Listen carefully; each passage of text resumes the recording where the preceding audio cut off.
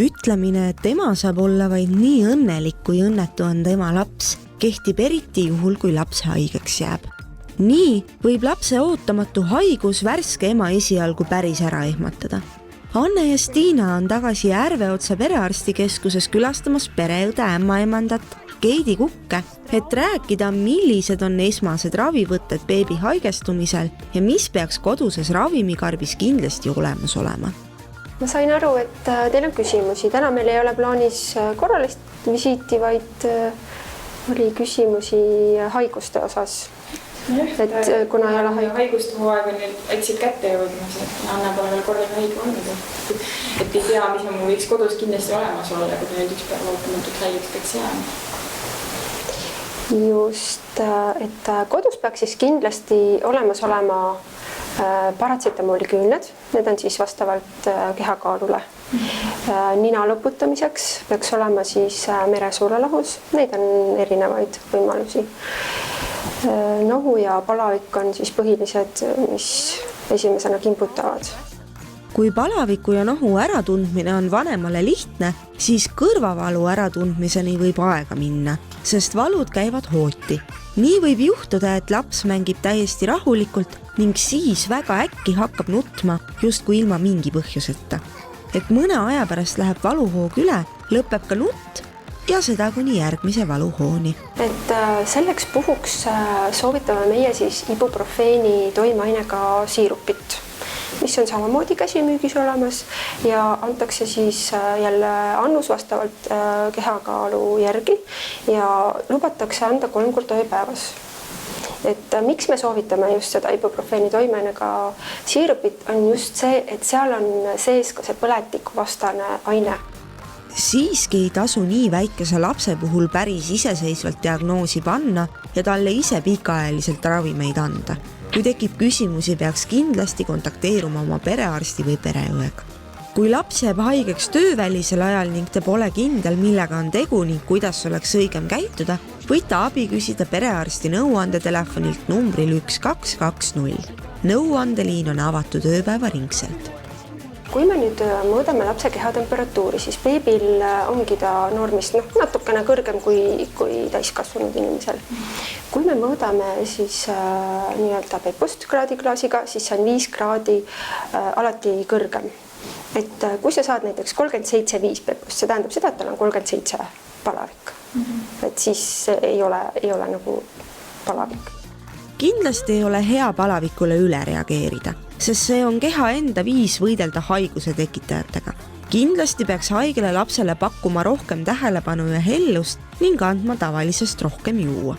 Ei ole põhjust muretseda, kui beebi haigena lisatoitu ei soovi ning selle arvelt tuleks pakkuda rohkem rinda.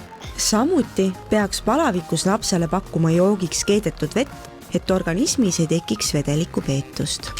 Palaviku alandajad peaks lapsele andma siis, kui palavik tõuseb 38,5.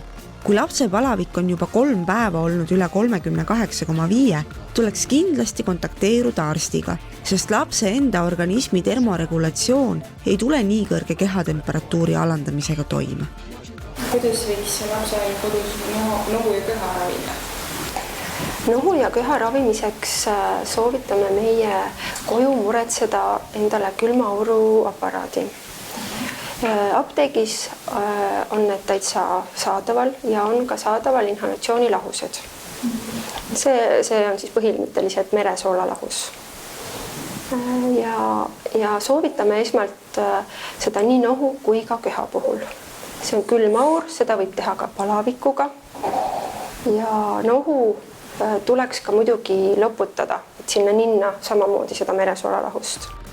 Nohu puhul on väga oluline sekreet itaninast välja saada, sest vastasel juhul võib sellest kujuneda välja kõrvapõletik. Et nii pisikesed veel ise nuusata ei oska, tuleb selleks kasutada abivahendeid.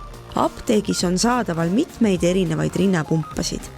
Kiirabi kutsumiseks on vajadus siis, kui lapse kõrge kehatemperatuur ei allu teie ravimitele. Tuleb siis üle vaadata need ravimid kõigepealt, et kas teil on õiged kogused, kas te annate õiges koguses palavikualandajaid. Et vahest selgub ka see, et need annused on valed, et kiirabi, kui te kutsute, siis ta kindlasti küsib teie käest. Aga põhiline ongi see, et see kehatemperatuur, kui ta ei allu ja kui te näete, et laps on loid, ei ärka, ei reageeri teie nii-öelda sekkumisele, et siis kindlasti on vaja kohe kutsuda kiirabi. Loomulikult võiksid kodus igaks juhuks olemas olla ka põletust leevendav keel, erinevad haavaplaastrid ja sidemed ning külmakott. Samuti võib igaks juhuks olemas olla ka igemeid jahutav keel, mis aitab hammaste lõikumise ajal tekkivat ebameeldivustunnet leevendada.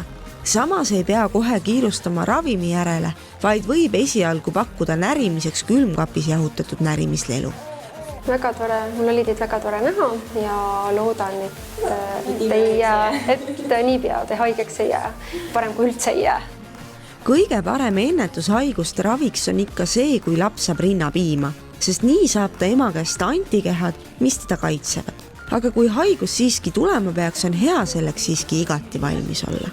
Järgmises osas räägime vanemate ja lapse vahelisest lähedussuhtest.